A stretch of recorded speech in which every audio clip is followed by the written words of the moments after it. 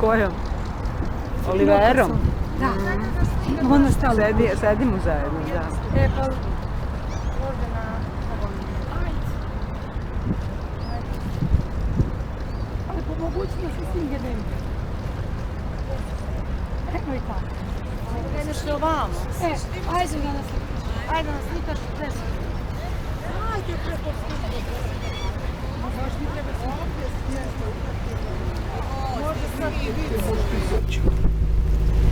Центральное место в архитектурном ансамбле занимает белоснежное здание биржи с колоннами по периметру.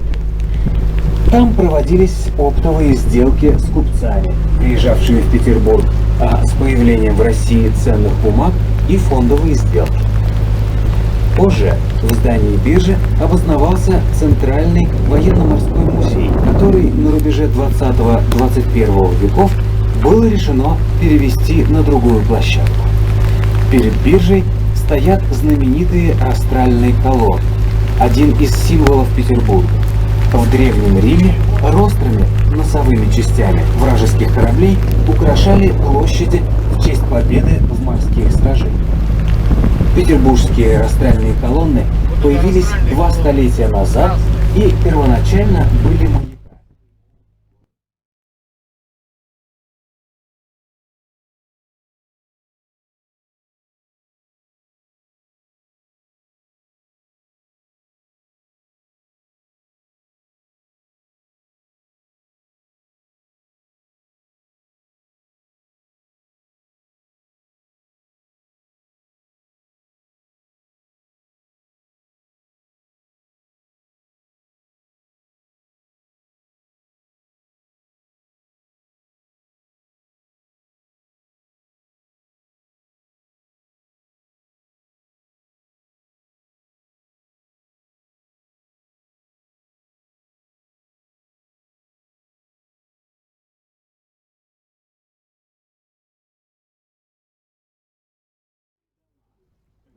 Целых набережных или основных улиц регламентировался его указами.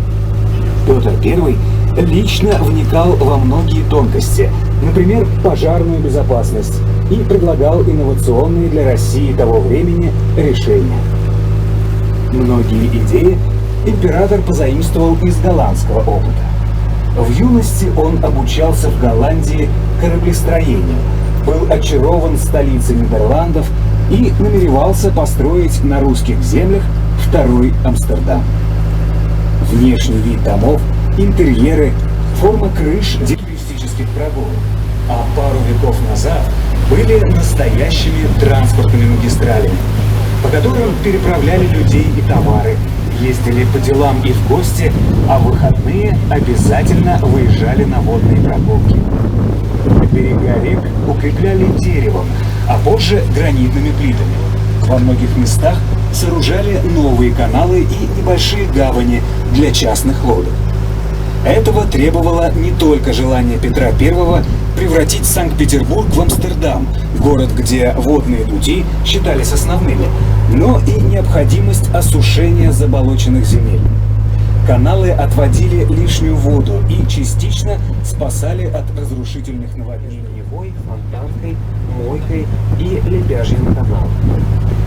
Его закладкой в начале XVIII века руководил сам император Петр I. Летний сад был устроен в регулярном стиле. Этот стиль в Европе был очень популярен, в особенности во Франции.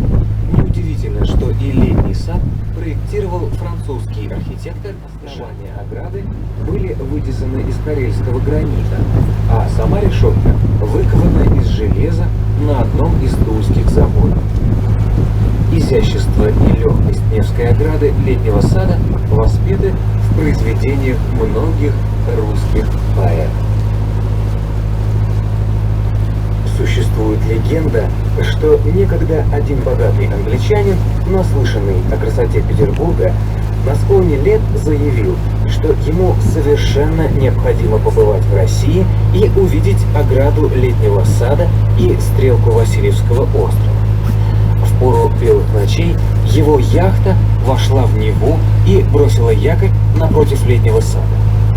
Изумленный и очарованный сказочной красотой северных шедевров, престарелый британец отказался сойти на берег, заявив, что в этом нет никакого смысла, так как более прекрасного вида он уже не сможет увидеть. После этого яхта снялась с якоря и взяла курс на Мальту. Но красоты Петербурга покажем в полном объеме. Справа по берегу Невы до Литейного моста тянется Кутузовская набережная. Первоначально она была частью Дворцовой набережной, однако позже отделена и неоднократно переименована. Здесь находится фельдмаршал Михаил Кутузов. И именно отсюда он отправился руководить войсками на главное сражение Отечественной войны 1812 года – Бородинскую битву. В годы строительства Петербурга всю территорию вдоль набережной справа и за ней занимали Литейная и Пушкарская слободы. Петр I заботился не только о создании нового флота, но и о его вооружении. Здесь находились Литейный и Пушкарский дворы. Партия мастеров была перевезена в Петербург с Тульского оружейного завода. Название Литейного проспекта, который начинается от Литейного моста перед нами и соединяет его с Невским проспектом, сохранилось до сих пор. Подобную связь времен можно проследить во многих районах нашего города. Литейный мост перед нами – это второй постоянный мост через реку Неву. Первые 1,5 столетия существования города здесь не было каменных мостов, только наплавные, или это была очень хрупкой, и часто подобные переправы становились причиной несчастных случаев. Постоянные мосты стали появляться только в середине XIX века, когда развитие инженерных технологий позволило создать такие сложные конструкции. Сейчас в городе около 3,5 сотен мостов, и больше 20 из них разводные. Литейный мост интересен тем, что при сооружении этой переправы впервые в России был применен кессонный метод строительства. А заключался он в том, что на дно Невы, которое достигает в этом месте максимально. Кстати, на Литейном мосту можно одномоментно увидеть самое большое количество гербов города. Их здесь больше 500. Хвосты русалок изящно вплетены в фигурный растительный орнамент. Побеги растений искусно завиты в спирали. Остальное пространство заполнено морскими животными фантастического вида. На левой стороне Невы Литейный мост упирается в Пироговскую набережную. Названа она так в честь известного врача, основоположника военно-полевой хирургии Николая Пирогова. С медициной связано и длинное светлое здание, расположившееся вдоль набережной окнами на Неву. Это известная военно-медицинская академия. Здесь появилась отечественная система военно-врачебного образования. Академию много раз переименовывали, но первые школы...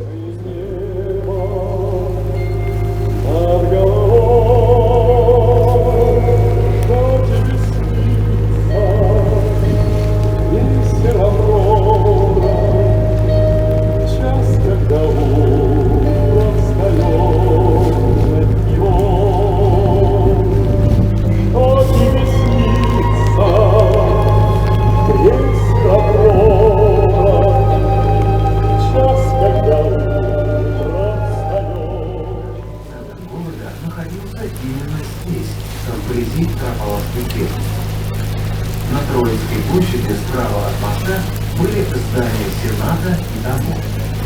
Здесь же жили знатные вельможи и духовенцы. Сначала рабочий люд селился неподалеку, что вызвало неудовольствие градостроителей, так как считалось, что по берегам Невы должны строиться только прекрасные особняки, поэтому трудящихся теснили на окраине. Все люди, причастные к ремеслам, селились слободами. Слободой при Петре называли небольшой городской район со своим самоуправлением, а также компактное поселение иностранцев. Жители слобод освобождались от части налогов и часто были объединены по национальному признаку или профессии. Их названия говорят сами за себя: литейное, хлебное, татарское или английское слово. Спустя 10 лет после основания города сюда переезжает царский двор. И с этого момента Санкт-Петербург больше, чем на 200 лет становится столицей Российской империи. Любопытно, что около 2 столетий все романы на Березовом острове были деревянными. Возможность привозить сюда камень появился только с появлением Троицкого моста в конце XIX века. В первые годы существования Петербурга здесь особенно не хватало рабочих. Первоначально строили камни.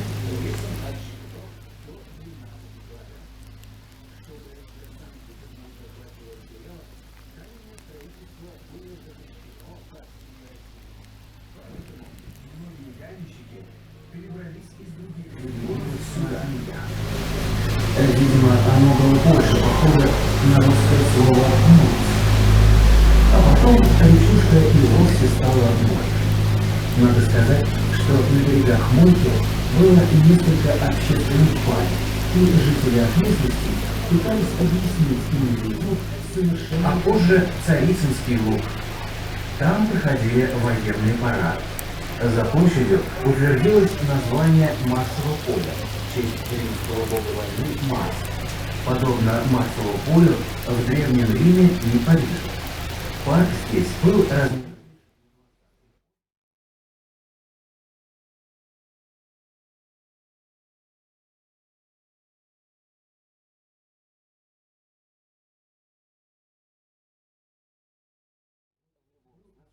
Для Петербурга того времени это неслыханная цифра. Дарственные на строительство жителям окрестностей Мойки выдавались с условием обязательной отделки канала деревом. Петр I неустанно заботился о своем детище и даже издал указ об уборке набережной.